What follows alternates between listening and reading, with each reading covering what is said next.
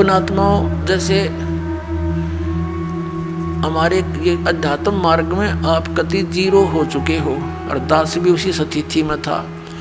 अब दास को सतगुरु मिल गए, कहते पीछे लग गया जाऊं था मैं लोक वेद के साथ, रास्ते में सतगुरु मिल गए, दीपक दे दिया हाथ।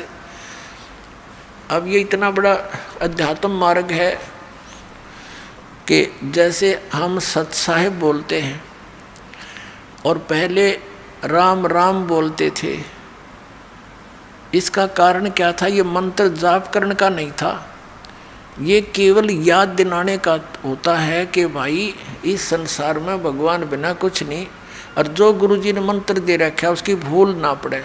जैसे आप देखा करते, अब तो यह बात बिगड़ती जा रही है, नास्तिक होने जा रहा है पूरा मानव समाज, काल का दाव लग गया था। तो पहले हम देखते थे जैसे सुबह या कभी घूमने फ्रेश होने जाते थे, आने जाने वाले मिलते थे, एक दूसरे को राम राम राम राम चाचा, वो 3-4 बार बोला करता राम राम भाई, राम राम राम, हाँ राम राम।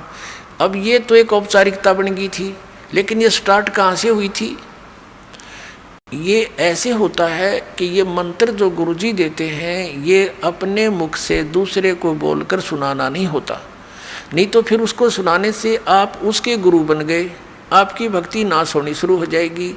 तो इसलिए उसको ये भी नहीं कह सकते कि आप इस मंत्र का जाप करा करो, गुरुजी ने बता रखा है। जैसे प्रत्येक व्यक्ति को सलाह दी जाती है कि प्रतिदिन भगवान को याद करो, मंत्र का जाप करो, भूल ना पड़े, संसारिक कामों में भूल ना पड़नी चाहिए, भगवान को याद रखा करो।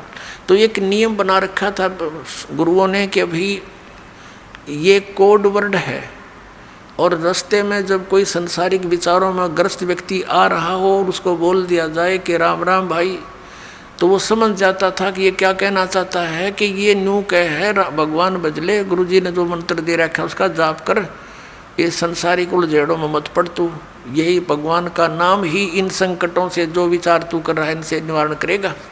तो वो भूल पड़ी हुई उसके चेतन हो जाता था, और कुछ देर तक वो फिर उस मंत्र को जाप करता हुआ सफ़र में चलता रहता था।